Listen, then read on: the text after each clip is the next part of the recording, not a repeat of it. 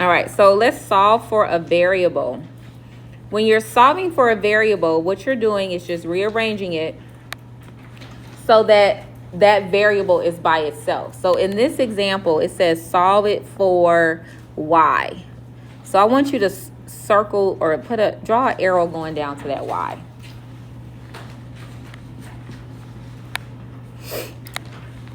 So what we need to do is get that by itself. When it says solve for y, that means get it by itself. So the first thing we're going to do is move the 3x over. So because that 3x is positive, I'm going to subtract 3x.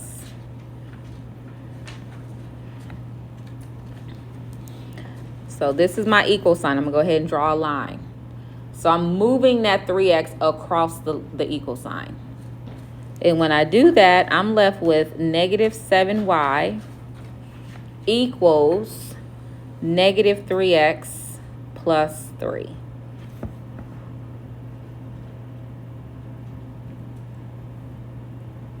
And there's really nothing that your calculator can do for you at this point because you're solving for a variable. So we're just rearranging it. It's like if I take this room and rearrange the desks. That's what I'm doing. I'm taking this equation and I'm rearranging the terms. Okay? So the next thing I need to do, because this negative 7 is being multiplied by y, is divide every single term by negative 7.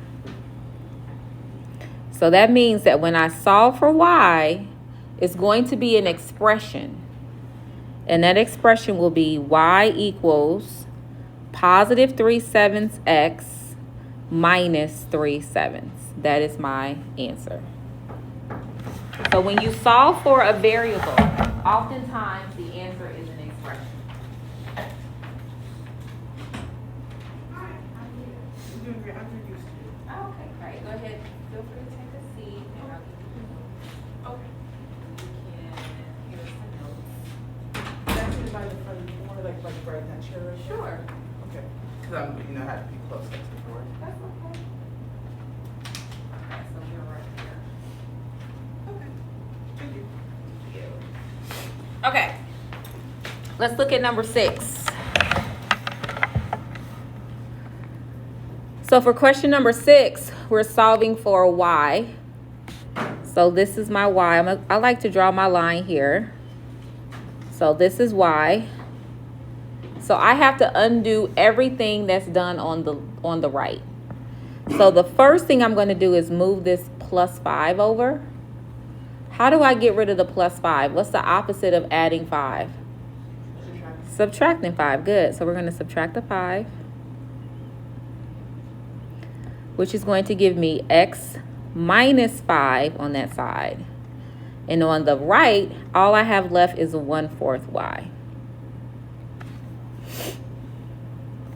Now, the opposite of multiplying by 1/4 is to multiply by 4. Okay, so I'm going to multiply everything by 4. Everything gets multiplied by 4. So my final equation or expression will be 4x minus 20 equals y. And that is my final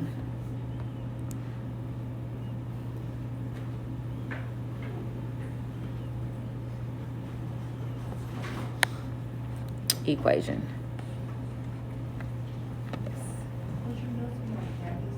It will be, and I'll explain that to you in the class. I'll show you all that stuff. Okay. All right, let's look at question number 7.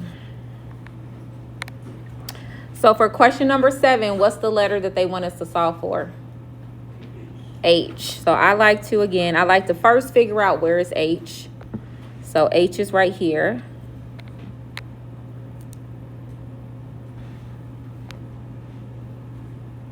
So I need to get that by itself. So the first thing I'm going to do is move this over. And how do I move that over? If it's positive, I'm going to subtract it. So let's subtract 2 pi r squared.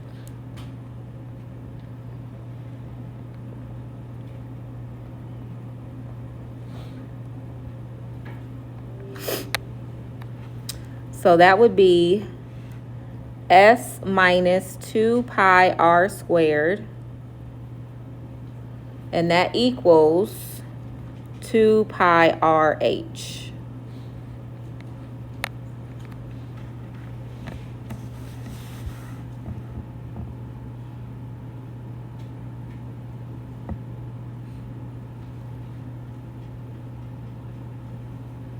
Now, all of these are being multiplied together. So because they're being multiplied, we can divide everything by 2 pi r. So my final answer is s minus 2 pi r squared divided by 2 pi r equals h.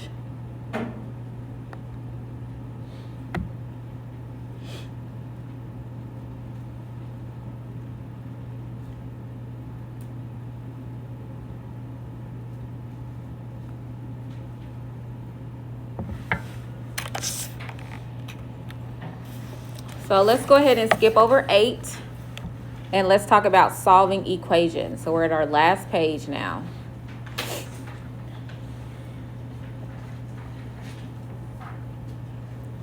Solving an equation. So instead of solving for a variable, we're actually going to get a number.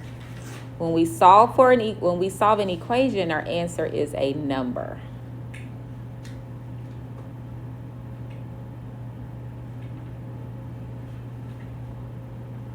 All right, so let's go to our last page. And now let's solve our equation. So let's go to question 9. We're skipping over 8. We're going to 9. So when I'm solving an equation, the goal is to get all of the x's on one side of the equal sign and all of the numbers on the other side. Okay, so I'm going to start by moving this 2x over. And because that 2x is positive, I'm adding it.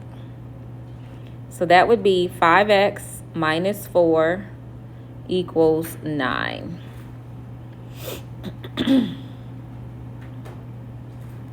So now I have a number on the left that I want to move to the right. So how do I move a negative 4? What's the opposite of subtracting 4? Adding 4. So let's add 4. So that would be 5x equals 13.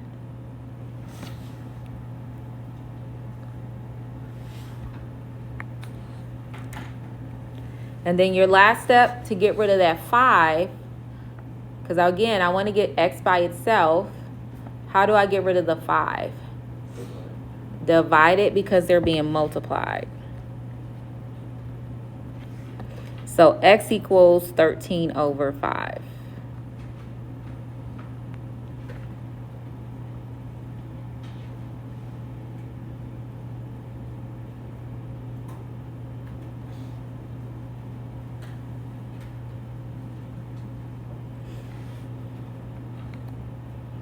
All right, let's look at question number 11. So we need calculators. Go ahead and pick up a calculator if you don't have one. So we're going to start by distributing. So I want you to pick up your calculator and multiply negative 1.7 times x, and then multiply negative 1.7 times 3.5.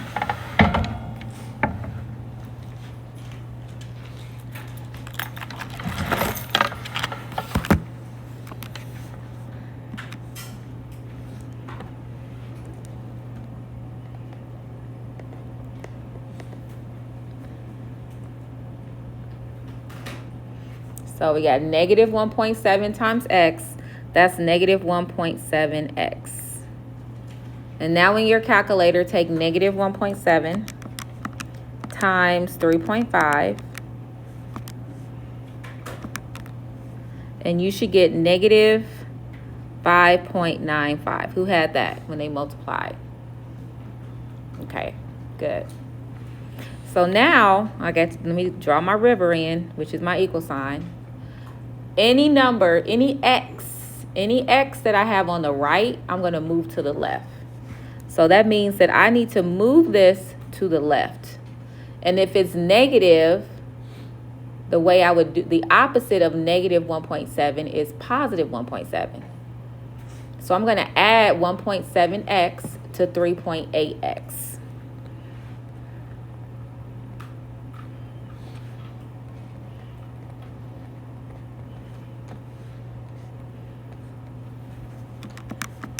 So 3.8 plus 1.7 is 5.5x plus 34.75.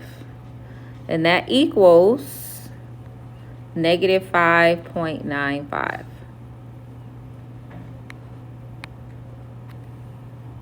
All right, so I have a positive 34.75. And the opposite of adding 34.75 would be to do what? It's subtract it. Good. So we're going to subtract 34.75 from both sides.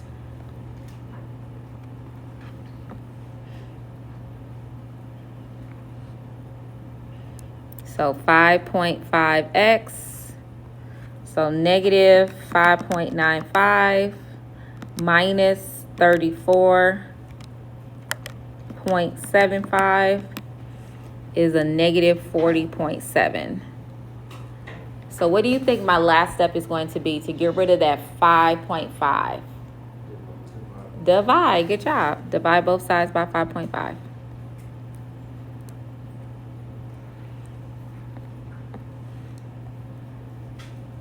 So in your calculator, take negative 40.7 and divide that by 5.5.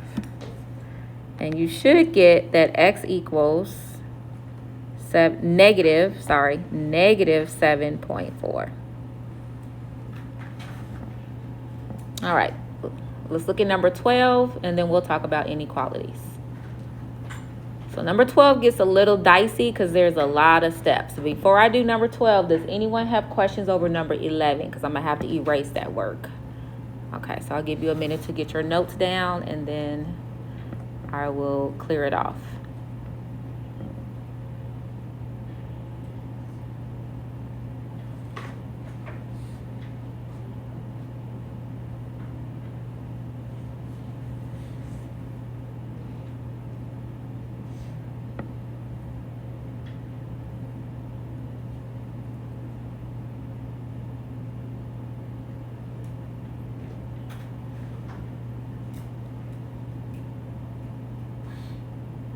All right. Okay.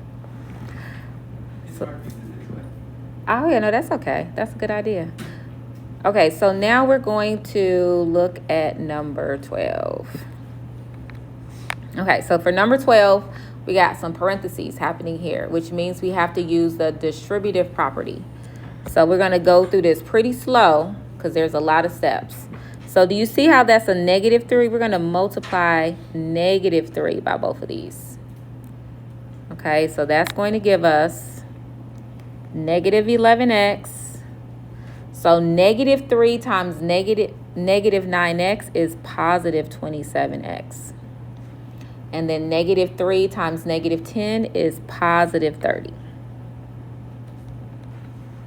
Then on the opposite side, negative 10 times negative 6x is a positive 60x. And then negative 10 times negative 3 is positive 30. So your first step when you see parentheses is to clear out all of your parentheses.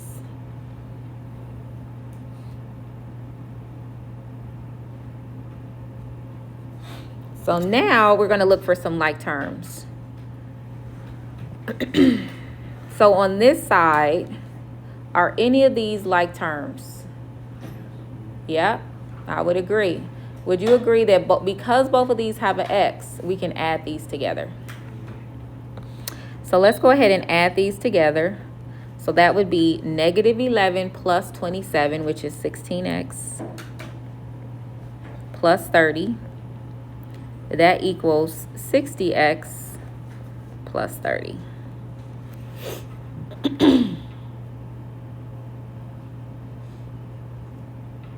So now I'm going to bring all of my x's to the left. So let's subtract 60x.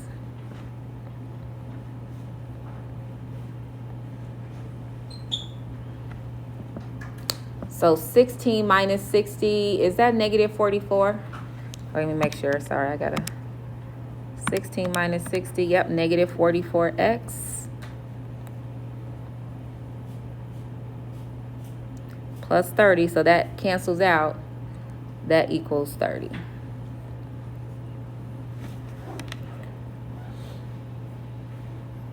And now we're going to subtract the 30 from both sides. And that gives you 0.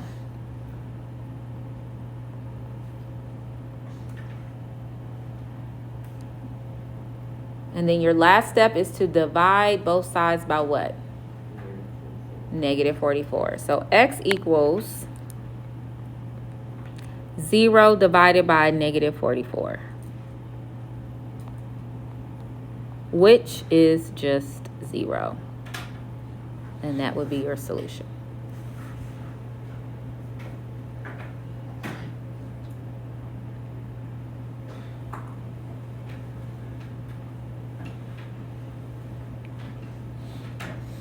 All right, so our last questions are inequalities, and we are done. All right, so let's talk about number 13. 13 is just like solving an equation, except now we have an inequality. Remember, when you divide or multiply, let's write this down. If you divide or multiply by a negative, you have to flip the sign.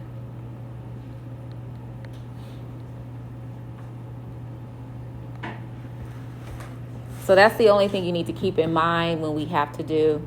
And when I say divide or multiply, I should say if you divide or multiply both sides of the inequality. So divide or multiply both sides by a negative.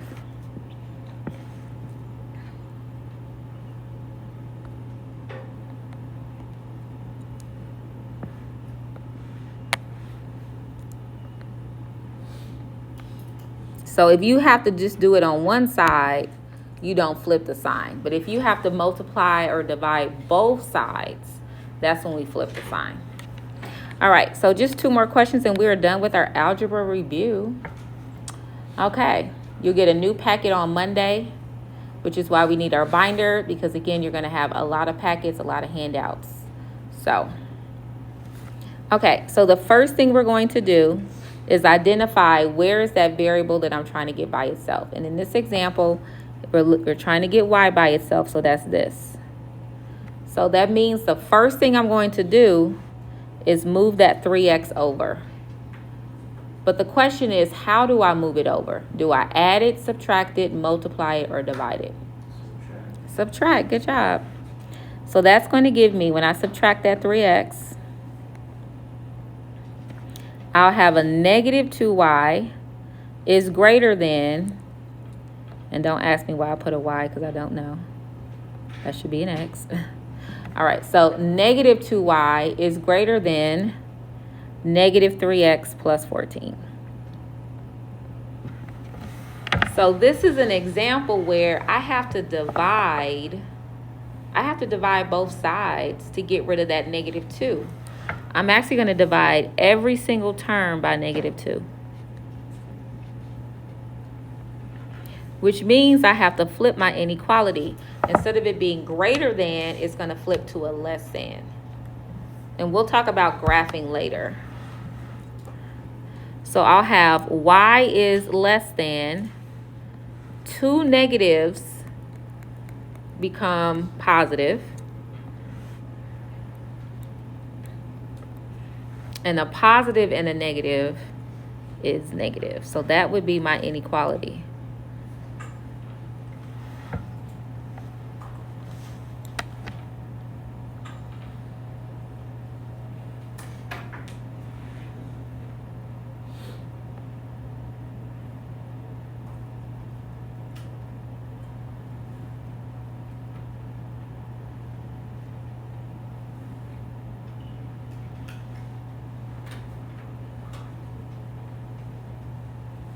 All right, last question, y'all. And then you can use the rest of the period to work on homework 2 because that's due tomorrow. All right, so I'm going to erase this so I have some more space. All right, so I'm going to distribute the -4 because we have to get rid of the parentheses. So we have -4 times 8. That's a -32. Now, if you're not sure, use your calculator. But you're just multiplying by half. So half of 4. So half of -4 would be -2. So we have -2p and then less than and equal to 64.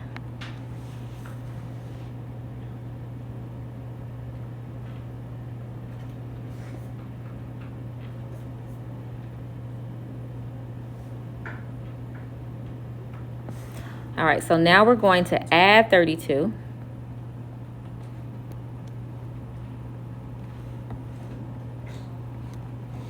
So -2p is less than or equal to 96.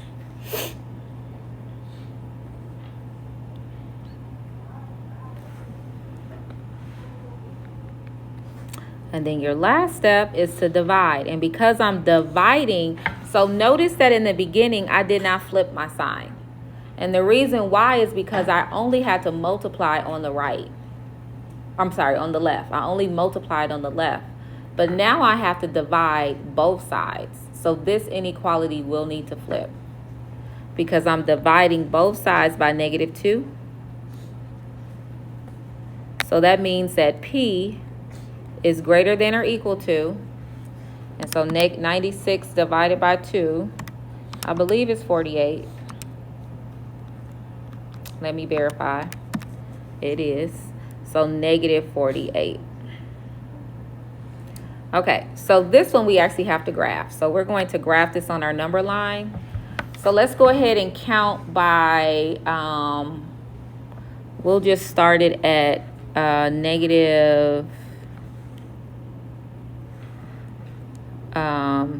-65, and I'm just going to count by, let me make it easy. Let's count by -60. So -60, so this is -50, this is -40. So I'm making that -60, -50, -40, -30, -20, -10. Okay, go ahead and label your number line, and we're going to graph, figure out where -48 will be.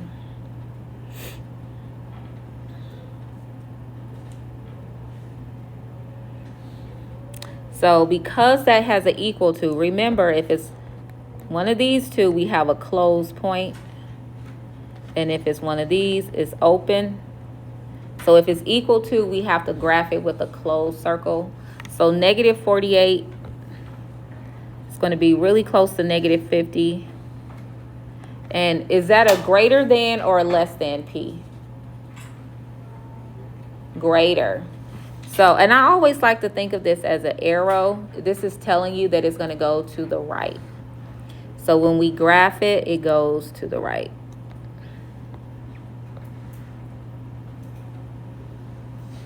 And that would be our graph.